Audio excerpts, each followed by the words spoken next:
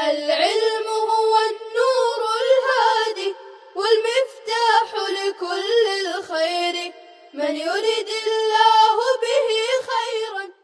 بسم الله الرحمن الرحیم. السلام علیکم ورحمۃ اللہ وبرکاتہ. عزیز طلبہ کرام، گزشتہ ہم نے اللہ کے نبی صلی اللہ علیہ وسلم کی آنکھوں اور آپ کی مسکراہٹ اور آپ کی پنڈلی شریف سے متعلق گفتگو کی تھی حدیث پاک کے روشنی میں، اور آج کی گفتگو پیغمبر علیہ الصلوۃ والسلام کے دندان مبارک سے متعلق ہے، اور یہ فصل ثالث ہے اس باب کا. فرماتے ہیں حضرت ابن عباس رضی اللہ تعالیٰ عنہ کی روایت ہے، بسم اللہ الرحمن الرحیم.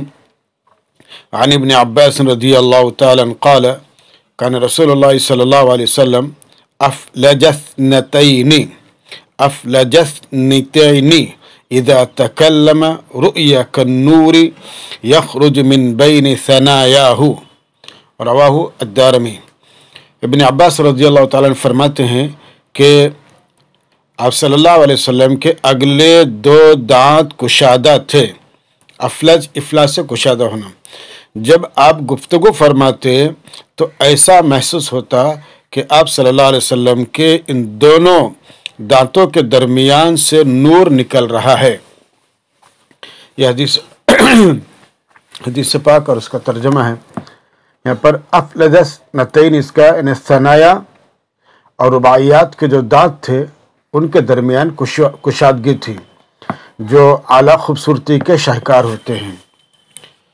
اس میں مختصراً صاحب مظاہر لکھتے ہیں اور تقریباً توضیحات کے بھی، اور صاحب مرقات کی تقریباً وہی تشریح ہے جو فرما رہے ہیں کہ سامنے کے اوپر اور نیچے کے جو دانت ہوتے ہیں، سامنے کے اوپر اور نیچے کے جو دو دانت ہوتے ہیں ان کو عربی میں ثنیان اور ثنایا کہتے ہیں. ثنیان اور ثنایا کہتے ہیں. ثنیان تثنیہ سے ہے اور ثنایا جمع ہے. اسی طرح ان دانتوں کے دائیں اور بائیں جو دو دانت ہوتے ہیں ان کو رباعیات کہا جاتا ہے. حدیث سے معلوم ہوا کہ آپ صلی اللہ علیہ وسلم کے سامنے کے دونوں دانت ایک دوسرے سے بالکل جڑے ہوئے نہیں تھے، بلکہ ان دونوں کے درمیان کچھ خلا تھا. اور نیز الفاظ حدیث سے بھی بظاہر یہی مفہوم ہوتا ہے کہ یہ خلا صرف اوپر ہی کے دانتوں کے درمیان نہیں تھا، بلکہ نیچے کے دونوں دانتوں کے درمیان بھی تھا. اور اس طرح کا خلا یہ خوبصورتی کا اعلیٰ شاہکار ہوتا ہے. گویا کہ اللہ کے نبی صلی اللہ علیہ وسلم کے دندان مبارک بھی خوبصورتی کا اعلیٰ شاہکار تھے.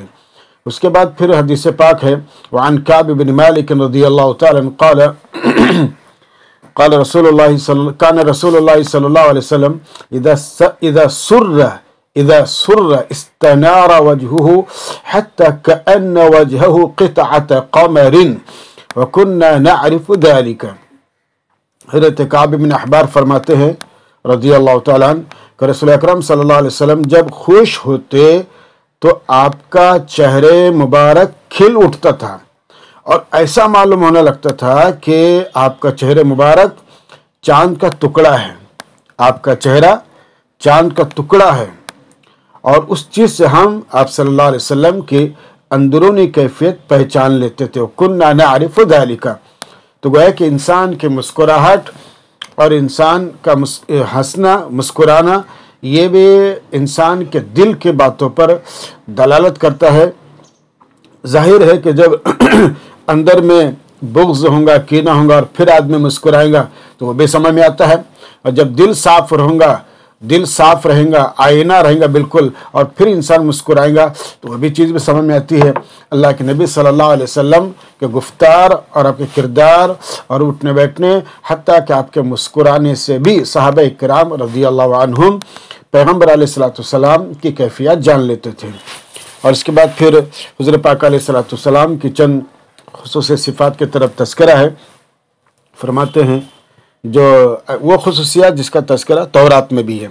فرماتے حدیث پاک ہے وعن انس ان غلاما یہودیا كان يخدم النبي صلی اللہ علیہ وسلم فمرض فأتاه النبي صلى الله عليه وسلم يعوده فوجد أباه عند رأسه يقرأ التوراة فقال له رسول الله صلى الله عليه وسلم يا يهودي أنشدك بالله الذي أنزل التوراة على موسى هل تجد في التوراة نعتي وصفتي ومخرجي قال لا قال الفتى بلى والله يا رسول الله إنا نجد لك في التوراة نعتك وصفتك ومخرجك وإني أشهد أن لا إله إلا الله وإنك رسول الله فقال النبي صلى الله عليه وسلم لأصحابي أقيموا هذا من عند رأسه ولو أخاكم رواه البيهقي في دلائل النبوة.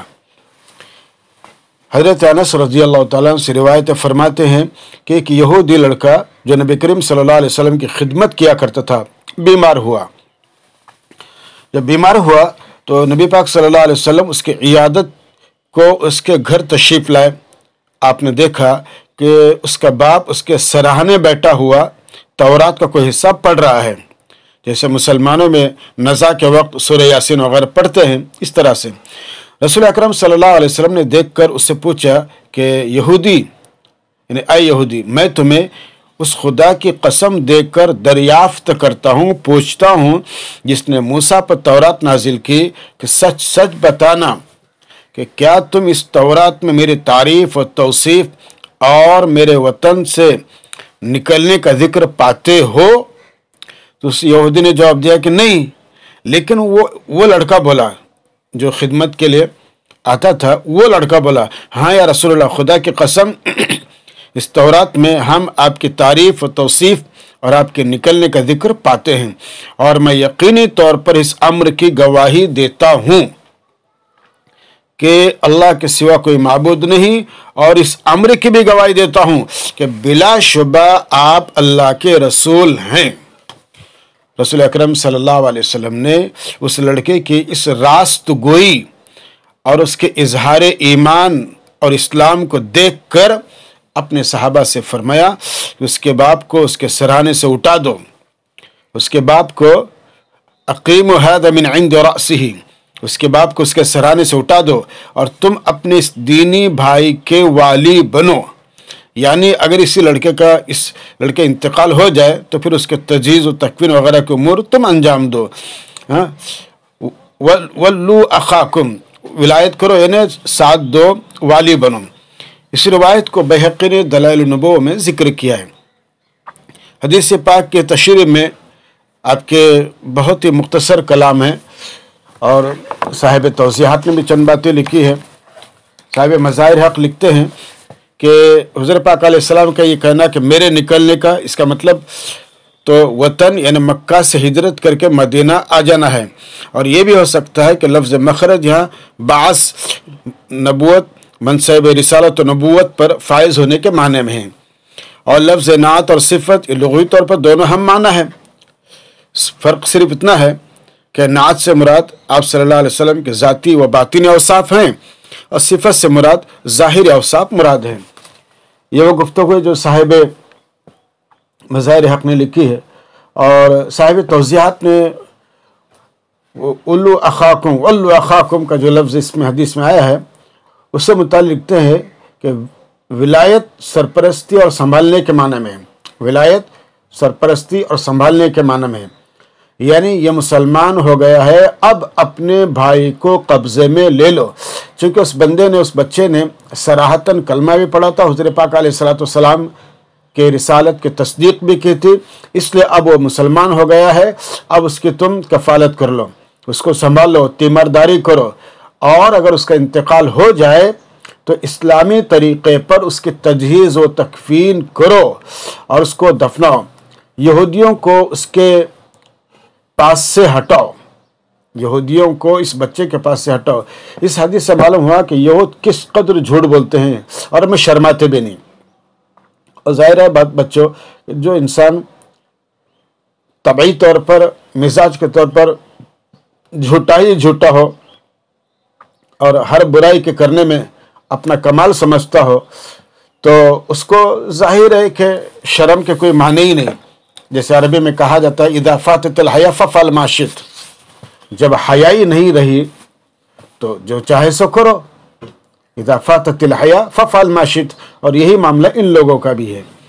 اور آگے کی حدیث میں فرماتے ہیں وعن ابی ہریرہ رضی اللہ تعالی عنہ عن النبی صلی اللہ علیہ وسلم انه قال انما انا رحمت مہدات رواہ الدارمی والبیہقی فی شعب الایمان. حضرت ابو ہریرہ فرماتے ہیں رضی اللہ تعالیٰ عنہ کہ نبی کریم صلی اللہ علیہ وسلم سے روایت کرتے ہیں کہ آپ نے فرمایا صلی اللہ علیہ وسلم، حقیقت یہ ہے کہ میں اللہ کی بھیجی ہوئی رحمت ہوں. اس روایت کو دارمی نے اور شعب الایمان میں بیہقی نے نقل کیا ہے. حدیث پاک کے اندر پیغمبر علیہ الصلوۃ والسلام کے اس ارشاد گرامی کا مطلب کہ میں رحمت ہوں، میرا وجود، میری رسالت اور میرا لائے ہوا دین اللہ کی وہ عظیم رحمت ہے جو اس نے تمام کائنات کے لیے ہدیے کے طور پر دنیا میں بھیجا. اب جن لوگوں نے اللہ کے اس ہدیے اور تحفے کو قبول کیا اور وہ ظاہر بات وہ کامیاب ہوئے، مطلب یاب ہوئے، اور جن لوگوں نے قبول نہیں کیا وہ سراسر گھاٹے میں ہی رہے.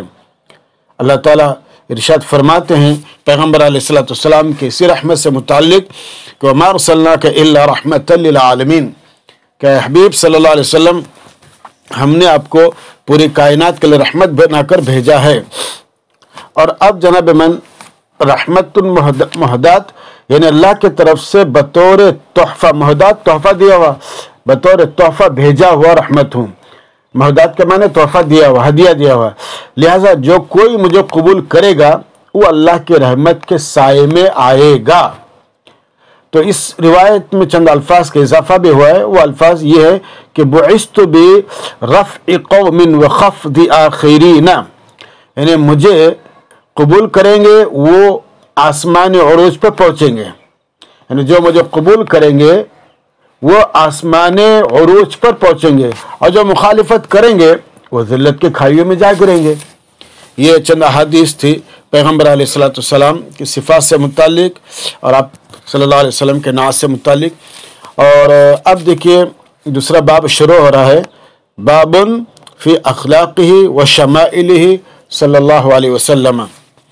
یعنی حضور پاک علیہ الصلوۃ والسلام کے جو اخلاق اور شمائل ہیں پیغمبر علیہ الصلوۃ والسلام کے، اب اس سے متعلق یہاں پر یہ باب چل رہا ہے. تو اخلاق خلق کی جمع ہے، اس کے معنی طبعی خصلت اور باطنی صفت کے ہیں. اور شمائل یہ شمال کی جمع ہے، جس کے معنی عادت اور خو کے ہیں.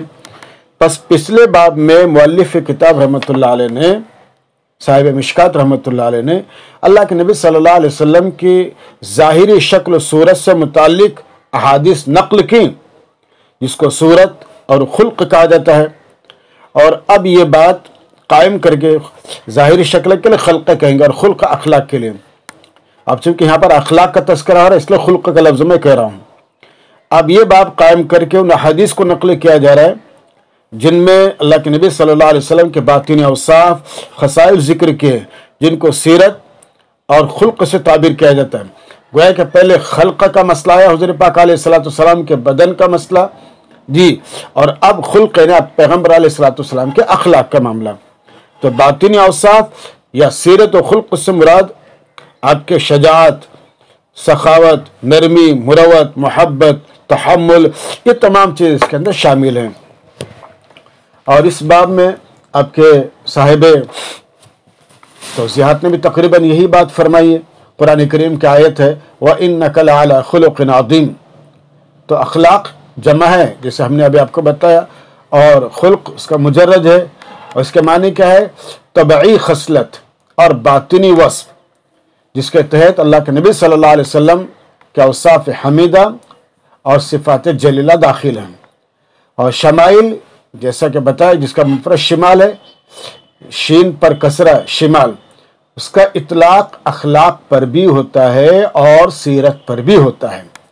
اگر سیرت کے معنی میں لیا جائے تو ایک جدید معنی اور مفہوم کے لیے عنوان فراہم ہو جائے گا جو بہت اچھا ہوگا. بہرحال اس باب سے پہلے جو ابواب میں اللہ کے نبی صلی اللہ علیہ وسلم کے جسمانی اور شکل و شباہت کے ظاہری اوصاف بیان کیے گئے ہیں، اس بات کی احادیث میں حضرت پاک علیہ الصلوۃ والسلام کے باطنی اوصاف اور خصائل بیان ہوں گے۔ چند باطنی اوصاف یہ ہیں جیسے شجاعت، بہادری، رحمت، شفقت، مروت، تواضع، تحمل وغیرہ وغیرہ۔ ان ابواب میں اللہ کے نبی صلی اللہ علیہ وسلم کے اخلاق و شمائل کا ایسا نقشہ ہوگا، اور ایسا نقشہ کھینچا ہے محدثین نے بھی اور شعراء نے بھی، بہرحال بہت نقشہ کھینچا ہے، لیکن چونکہ ہم یہاں پر احادیث پاک پڑھنے بیٹھے ہیں، اس لیے ہم حدیث پاک احادیث نبویہ سے متعلق گفتگو انشاءاللہ کریں گے۔ اور اب انشاءاللہ دوسرے مجلس سے ہم باب فی اخلاقہ و شمائلہ صلی اللہ علیہ وسلم سے آغاز کریں گے۔